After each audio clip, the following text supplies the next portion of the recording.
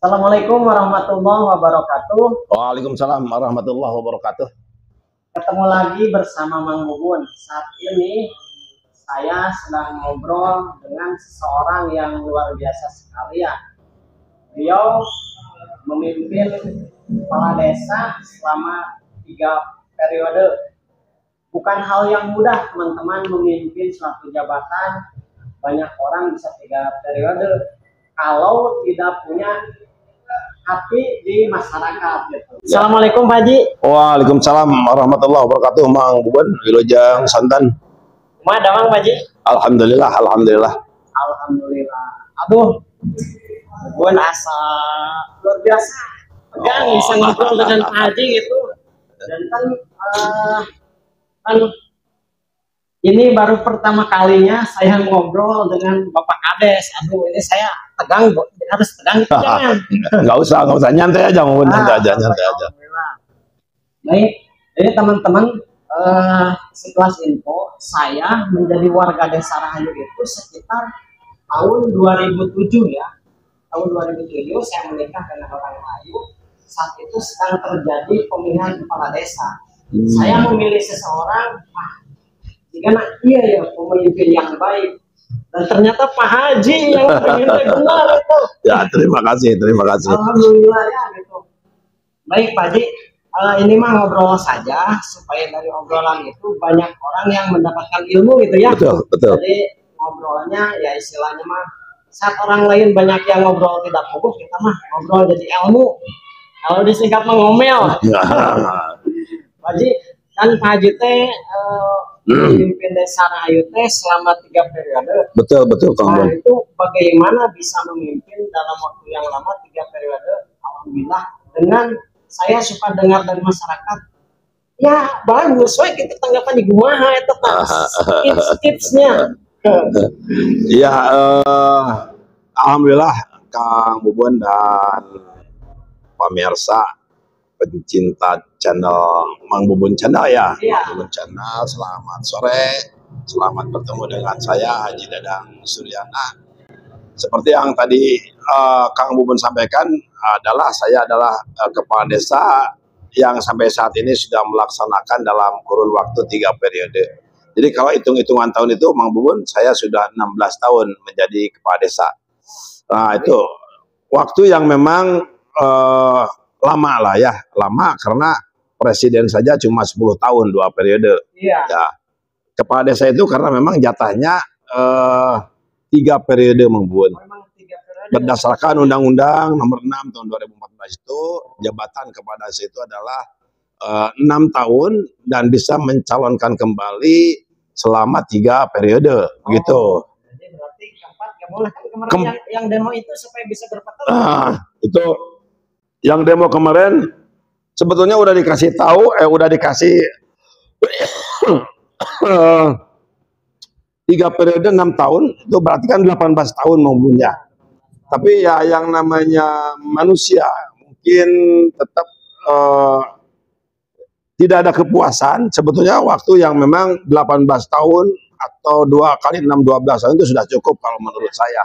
Tapi di kalangan para kepala desa mungkin ada satu keinginan, inginnya 1 periodenya 9 tahun. Dan 3 periode.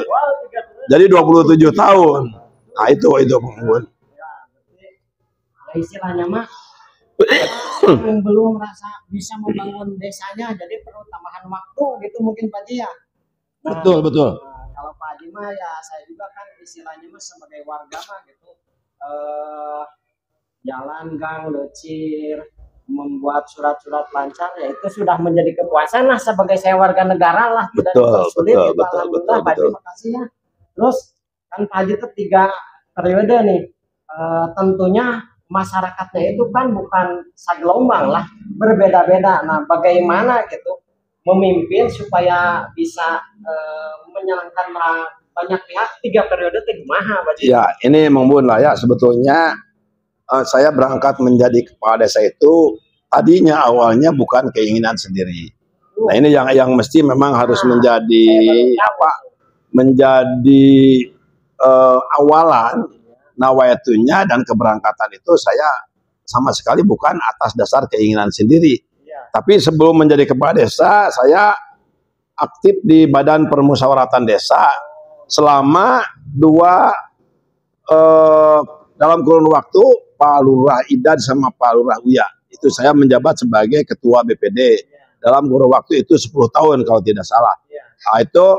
Nah akhirnya mungkin dari kinerja saya dan rekan-rekan sebagai anggota BPD, masyarakat bisa melihat sehingga hampir boleh dikatakan tokoh-tokoh masyarakat yang ada di Desa Rahayu itu mendorong, kalau istilah bahasa Rahayu mah ngajurungkeun supaya ikut dalam kontestasi pemilihan kepala desa. Itu sebetulnya situasi kondisinya memang sangat berat Kang Bubun ya, karena memang apa yang tadi disampaikan Kang Bubun, masyarakat kami itu adalah masyarakat yang heterogen.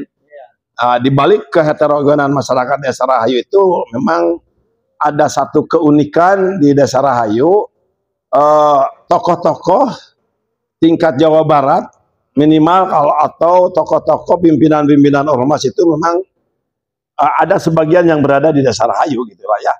Jadi itu keunikan Desa Rahayu.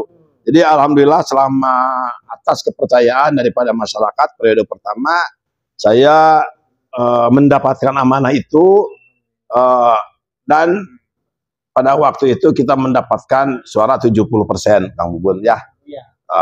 Nah ini untuk periode kedua saya juga sama, karena memang dorongan terus berlanjut sehingga ada paribahasa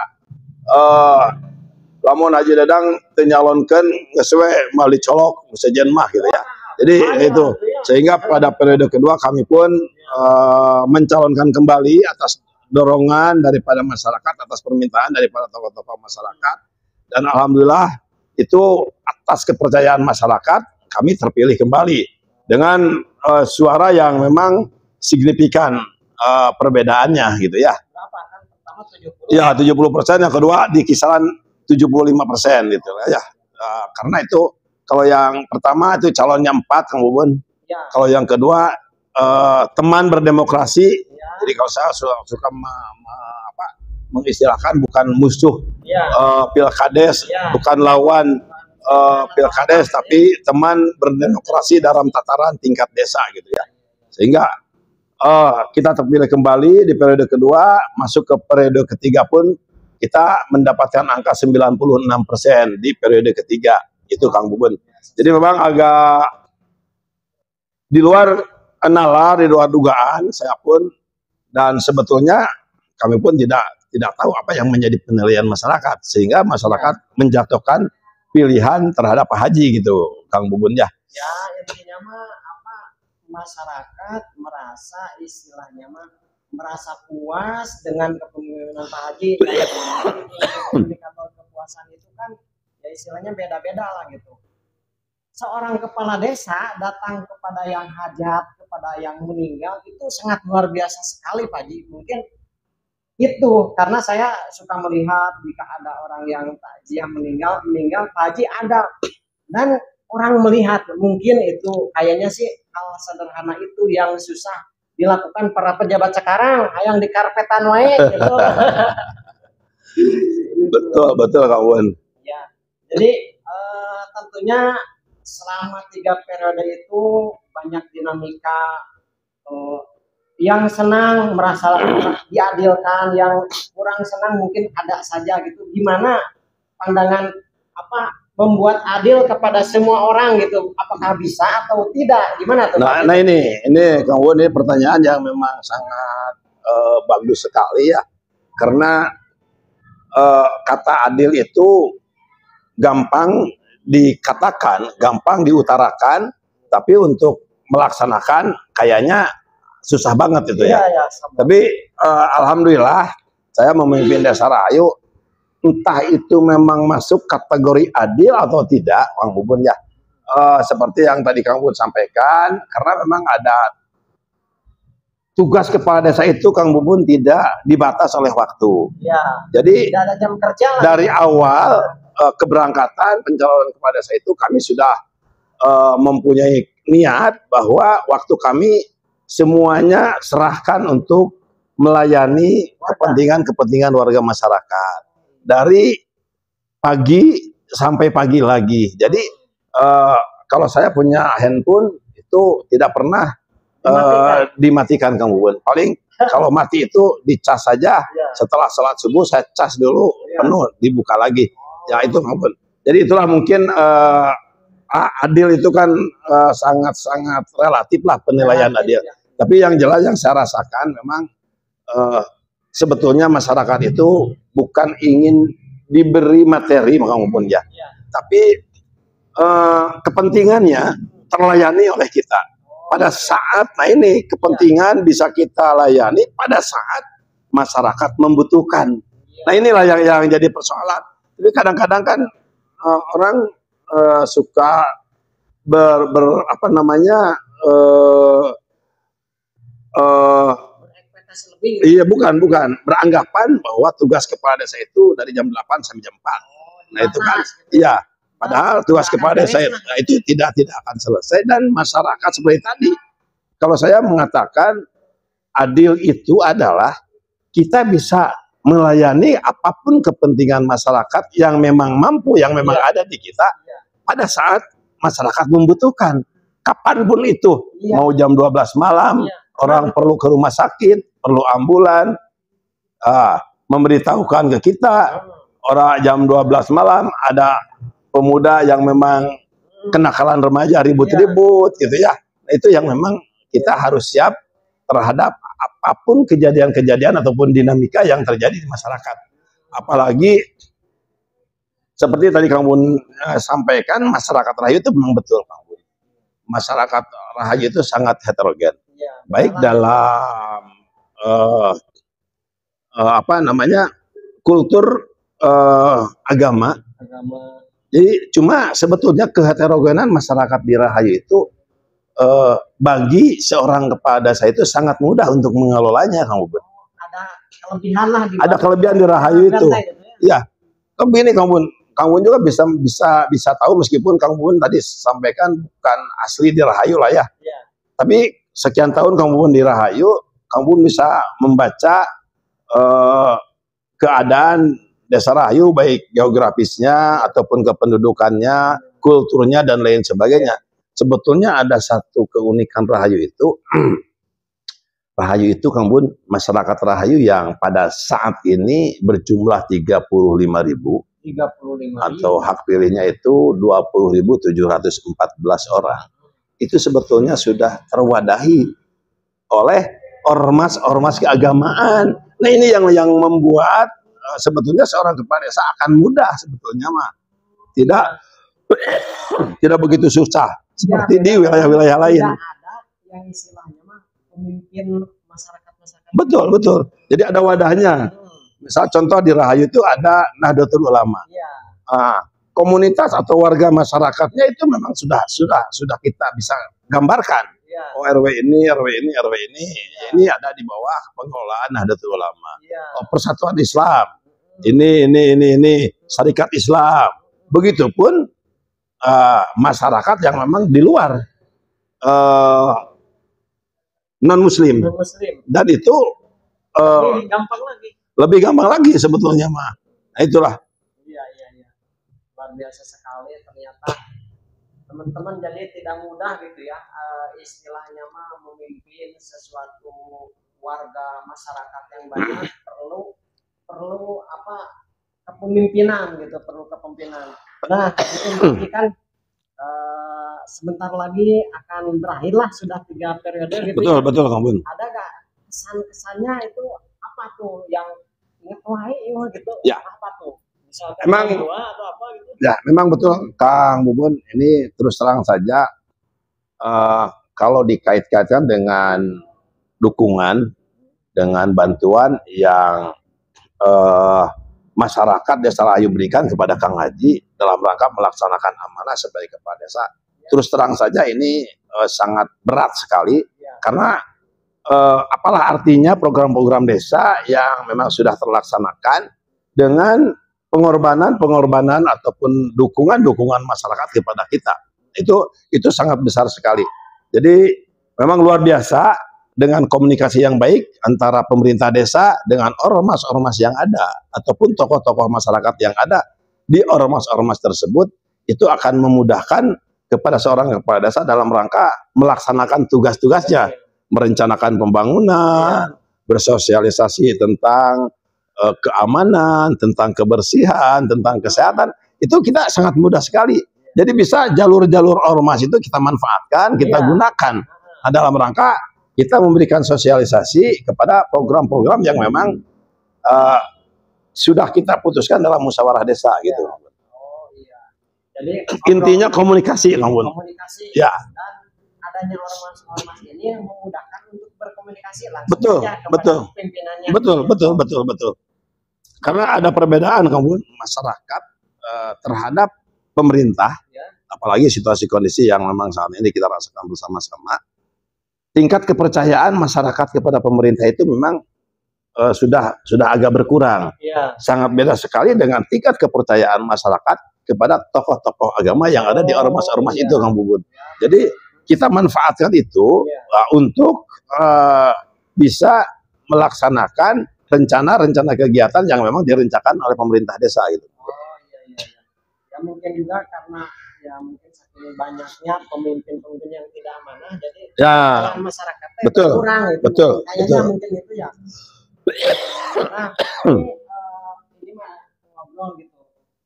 Harapan kedepannya nih kan otomatis ketika Pak Haji beres periode itu harus ada yang meneruskan kepemimpinan ya Pak Haji ya. Betul Bang Bun, betul. Nah harapannya yang harus atau katakanlah ideal untuk memimpin desa Rayu itu yang bagaimana nih supaya masyarakatnya tidak kabobodo tenjo, yang ada kriterianya mah menurut Pak Haji gimana Pak? Ya. Jadi kalau menurut saya tetap saja yang ideal untuk menjadi pemimpin itu adalah yang memang bersedia mempersiapkan dirinya menjadi pelayan masyarakat.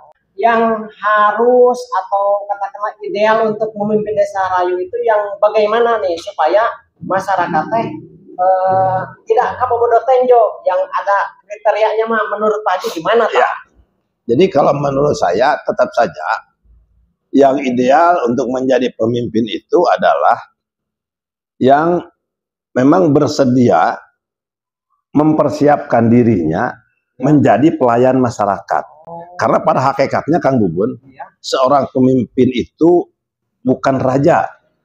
Pemimpin itu adalah khodamnya masyarakat. Pemimpin itu adalah pelayan, pembantu masyarakat. Jadi kalau dianalogikan kepada satu rumah tangga, pemimpin itu memang tidak ada bedanya dengan seorang pembantu di rumah tangga.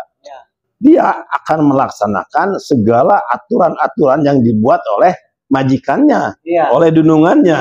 Nah, sementara kepala desa pun harus siap seperti itu. Siapapun yang bisa mempersiapkan diri untuk menjadi pelayan, untuk menjadi pembantu, kalau istilah agama lebih keren mah menjadi khodamnya masyarakat.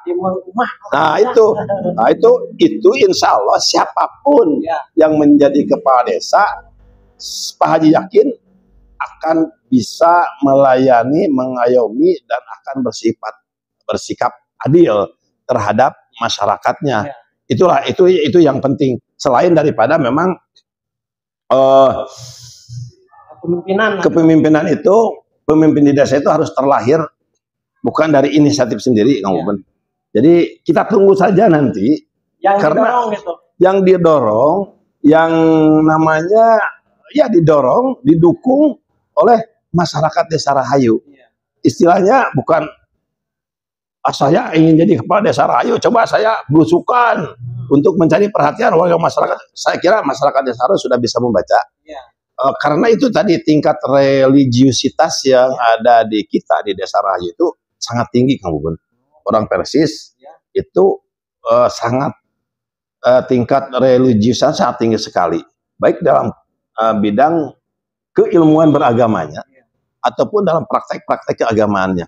Orang Nahdlatul Ulama pun sama, orang Syarikat Islam pun sama, dan orang-orang di luar itu seperti orang-orang TKI itu juga sama. Mereka punya pandangan tersendiri dalam rangka nanti untuk menjadikan pemimpin yang ada di Desa Rahayu. Itu saya yakin kalau berangkat dari sana, yang namanya ilmu kepemimpinan, teknik, dan tata cara memimpin itu sebetulnya bisa sambil dipelajari, Bisa berjalan berjalan, sambil jalan bisa dilaksanakan itu Kang Bun. Kalau menurut Pak Haji ya, itu.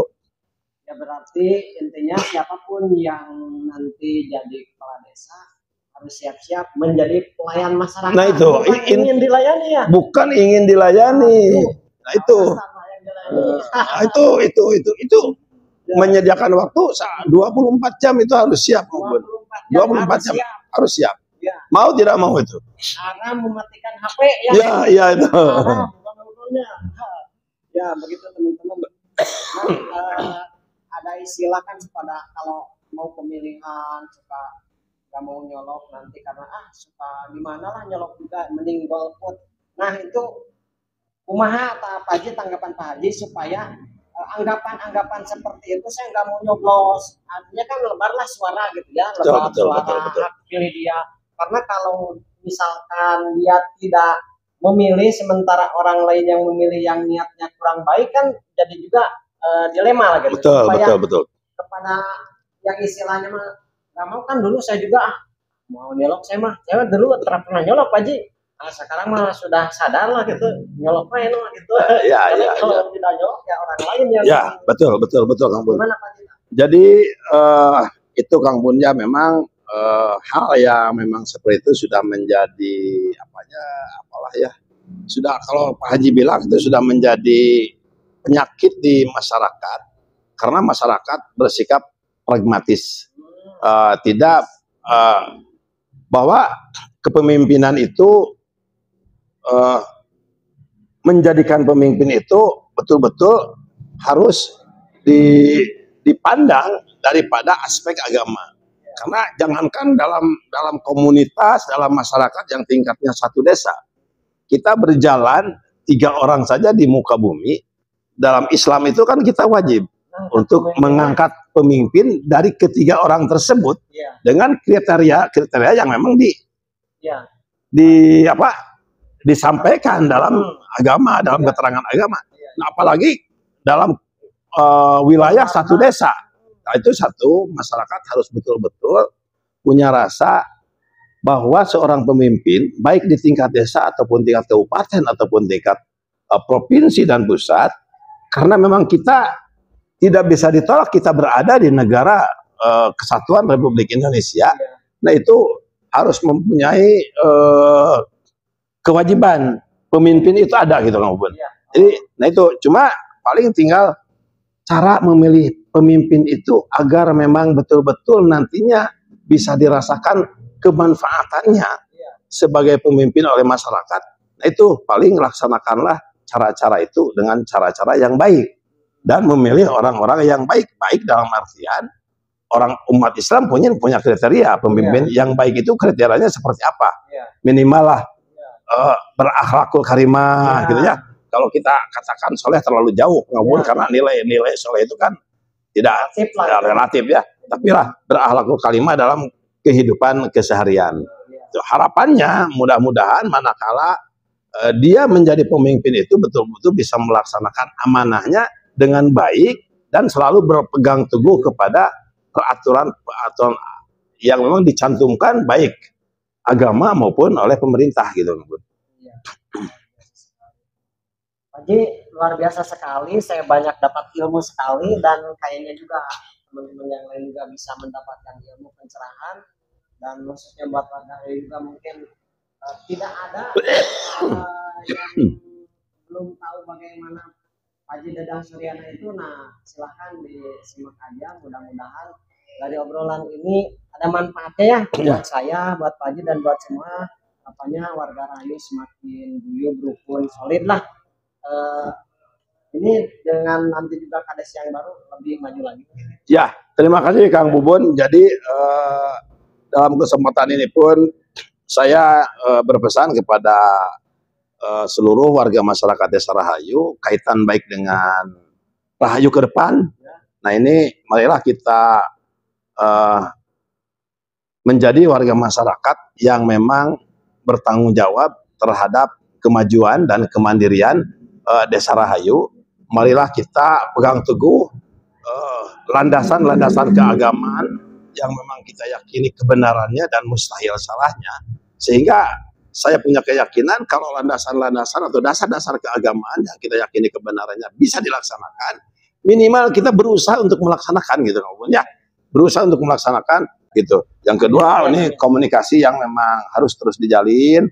Adanya, apalagi sekarang ini kan tahun politik, Kang Bun. Jadi adanya perbedaan-perbedaan pandangan, adanya perbedaan-perbedaan pemilih di antara kita. Janganlah itu dijadikan satu alat sehingga bisa memecahkan silaturahmi. Tapi itu harus jadi media untuk mempererat silaturahmi kalau Bapak Haji berpandangan seperti itu. Jadi adanya perbedaan-perbedaan pemilih itu hal yang biasa. Tapi kalau putusnya silaturahmi karena adanya perbedaan pemilih itu yang salah, yang tidak biasa itu, Kang Bun, dan dilarang oleh agama gitu. Nah, itu. Alhamdulillah Pak Haji. Ya, sama-sama Kang Bun, saya juga terima kasih. Terima kasih hostnya. Terima kasih. Assalamualaikum warahmatullahi wabarakatuh. Waalaikumsalam warahmatullahi wabarakatuh.